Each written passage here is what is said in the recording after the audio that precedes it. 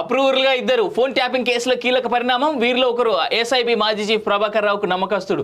నేటితో ముగియనున్న మాజీ డీసీపీ రాధాకిషన్ రావు కస్టడీ. ఓ inspector, 4 constable విచారణ. పలు జిల్లాల్లో వార్ రూమ్లు, 7 చోట్ల ట్యాపింగ్ కేంద్రాలు. ఖమ్మం జిల్లా నేలకొండపల్లి మామిడి తోటలోనూ ఏర్పాటు. రోజుకో వారం తెలుస్తా ఉంది. మన వరంగల్ అనుకున్న వరంగల్, నల్గొండ. అయ్యో నిన్న జూబ్లీ హిల్స్, నిన్న హైలైట్. నిన్న జూబ్లీ హిల్స్, ఇలా ఖమ్మం. రోజుకొక లొకేషన్, రోజుకో లొకేషన్. మనం మొదట్లో first of all Prabhakar Rao వస్తే అసలు కథ బయటపడుతుంది. వాడు ఎందుకు రావట్లేదు, ఎక్కడ దాచుకున్నాడు, అది కూడా తెలియాలి అందరికి. వాస్తవంగా స్పెషల్ ఇంటెలిజెన్స్ బ్రాంచ్ కేంద్రంగా సాగిన ఫోన్ ట్యాపింగ్ కేసులో 2 పోలీసు అధికారులు కీలకంగా మారినారు. అవసరమైతే ఆ కేసులో వారి పాత్రను బట్టి నిందితులుగా చేర్చి ఆ తర్వాత అప్రూవల్ గా మార్చే దిశలో దర్యాప్తు అధికారులు అడుగులు వేస్తున్నారా? ఈ ప్రశ్నలకు అత్యంత విశ్వసనీయ వర్గాలు అవుననే చెబుతున్నాయి. ప్రస్తుతం కస్టడీలో ఉన్న టాస్క్ ఫోర్స్ మాజీ డీజీపీ రాధాకిషన్ రావు కూడా వారిద్దరు పేర్లను వెల్లడించిన దర్యాప్తు అధికారులు కనీసం నోటీసులు ఇచ్చి వారిని విచారించిన దాఖలాలు లేవు. దీన్ని బట్టి రిటైర్ అయ్యాక కూడా ఎస్ఐబిలో ఓఎస్డీగా కొనసాగుతున్న 2 అధికారులు కీలక సాక్షులుగా ఉన్నట్లు స్పష్టమవుతోంది. వారిద్దరు సాక్ష్యం చెప్పడానికి సిద్ధపడ్డాకే దర్యాప్తు అధికారులు ఈ కేసులో టెలిగ్రాఫ్ చట్టాన్ని జోడించినట్లు తెలుస్తోంది. ఆ 2 అధికారుల్లో ఒకరు ఎస్ఐబి మాజీ చీఫ్ ప్రభాకర్ రావు అత్యంత నమ్మిన బంటుగా ఉన్నట్లు సమాచారం. నిజానికి ఈ కేసులో ప్రణీతను విచారించే ముందే దర్యాప్తు అధికారులు 2 ఓఎస్డీల ద్వారా పలు జిల్లాలు, వార్ రూమ్లు, 7 ప్రాంతాల్లో ట్యాపింగ్ కేంద్రాల ఏర్పాటు వంటి విషయాలు కూడా తెలుసుకున్నట్టుగా.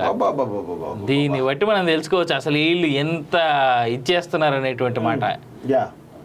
సమాచారాన్ని సేకరించాలని తెలిసింది. అంటే సమాచారాన్ని సేకరించిన తర్వాతనే ప్రణీత్ రావును, రాధాకిషన్ రావును, భుజంగ రావును, తిరుపతి అయ్యను అందరిని కూడా అరెస్ట్ చేసినట్టు స్పష్టంగా అర్థమవుతుంది. దానికి వాళ్ళ దగ్గర అన్ని పెట్టుకున్న తర్వాత వాళ్ళు ఒక్కొక్కరు విచారించే ప్రయత్నం చేస్తున్నారు. వాస్తవం చెప్పాలంటే ఈ కేసులో నిందితులుగా పక్కాగా శిక్షలు పడేలా దర్యాప్తు అధికారులు ముందుకు సాగుతున్నారు. ఈ క్రమంలో పలు విషయాల్లో అత్యంత గోప్యత పాటిస్తున్నారు. నిజానికి ఇప్పటివరకు అరెస్ట్ అయిన అధికారులు టాస్క్ ఫోర్స్ మాజీ డీసీపీ రాధాకిషన్ రావు, మాజీ అదనపు ఎస్పీలు భుజంగరావు, తిరుపతన్న, మాజీ డీఎస్పీ ప్రణీత్ రావు, వేణుగోపాల్ రావుల విచారణలో ప్రభాకర్ రావు చెప్పినట్లు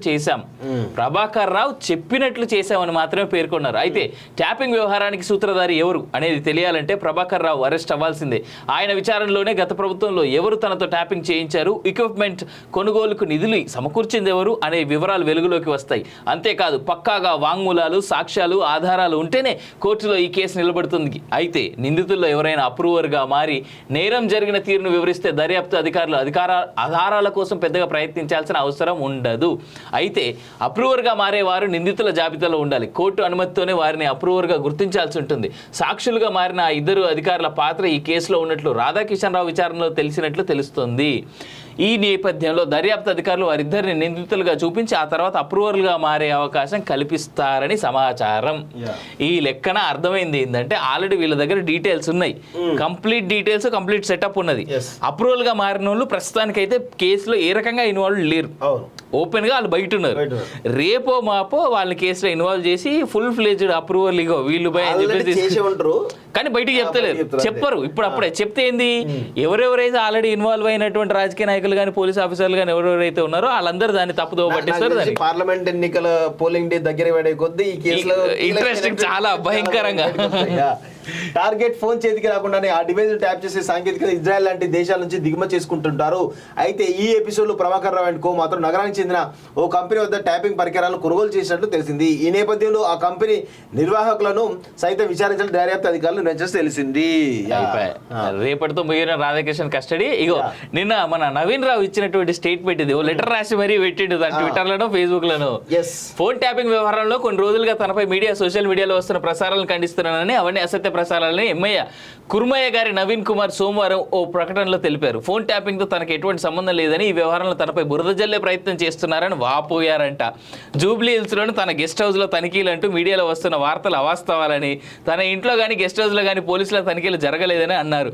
కొందరు కుట్రపూరితంగా తనపై అసత్య ప్రసారం చేస్తున్నారని, వారిపై చట్టపరంగా చర్యలు తీసుకుంటారని సోషల్ మీడియాలో తప్పుడు కథనాలు ప్రచురించిన వారిపై న్యాయస్థానంలో కేసు నమోదు చేస్తామని పోలీసులకు కూడా ఫిర్యాదు చేసినట్టు నవీన్ కుమార్ తెలిపారు. ఏం చేద్దామని నాకు అర్థం కాదు. అసలు విషయం ఏంటంటే మిత్రులారా, ఇప్పుడు ఈ ఎమ్మెల్సీ ఎవరైతే అని చెప్తా ఉన్నారో ఆ ఎమ్మెల్సీ తన సామాజిక వర్గానికి సంబంధించిన కేసీఆర్ సమస్యకు సంబంధించినటువంటి ఎమ్మెల్సీ ఆయన. సరే ఆయన కాదని పక్కన పెడితే సరే అని తర్వాత మాట్లాడతాం. అందరికీ ఓపెన్ తెలిసిన విషయాలే. ఇక ఒక సంచలనమైన విషయం మీకు చెప్పబోతున్నాను. అసలు ఆ ఎమ్మెల్సీ 2014లో అధికారంలోకి రాగానే, అప్పటికి ఆయన ఎమ్మెల్సీ కాదు, ఆయన రీసెంట్గా ఎమ్మెల్సీగా అయింది వాస్తవం కూడా, అంటే రీసెంట్ ఏం కాదు, 2017లో 16లో అయింది ఎమ్మెల్సీగా. సో దానికంటే ముందు ఏం జరిగింది అంటే తన సామాజిక వర్గం కాబట్టి మెల్లగా కేసీఆర్ దగ్గర చాలా క్లోజ్గా ఉండేటువంటి తన ఇక ఆ వ్యక్తి పేరుని చెప్పండి డైరెక్ట్గా. సో ఆ వ్యక్తికి గోవాలో తీసుకపోవడము, గోవాలో తీసుకుపోయి సపరేట్ షిప్లు, ఆ రోజు గోవాలో సపరేట్ షిప్లను అరేంజ్ చేయించేసి ఆయనకు కావాల్సినటువంటి సుఖాలను అందించి తనను క్లోజ్ చేసుకొని ఆ తర్వాత అంటే ఎవరైనా కానీ ఈ రాష్ట్రంలో ఎవరైనా కేసీఆర్ను ప్రసన్నం చేసుకోవాలి అంటే ఖచ్చితంగా ఆ వ్యక్తిని ప్రసన్నం చేసుకోవాల్సిందే. ఆయన ఆశీర్వాదం ఉంటేనే కేసీఆర్ ఆశీర్వాదం ఉన్నట్టు. ఈవెన్ తన సొంత కొడుకు కేటీఆర్ కూడా ఆ వ్యక్తినే ప్రసన్నం చేసుకోవాలి. ఇక ఆ పేరు నేను చెప్పను, అది మీకు అర్థమయ్యే ఉంటుంది.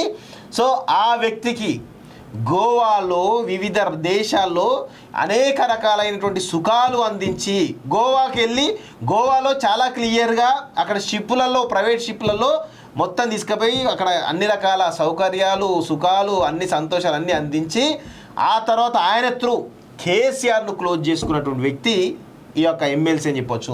ఆ ద్వారానే చాలా రకాల ఫండింగ్ అంతా కూడా క్లియర్గా బీఆర్ఎస్ పార్టీకి ఇచ్చేసి ఎన్నికల్లో పరోక్షంగా హెల్ప్ చేయడము.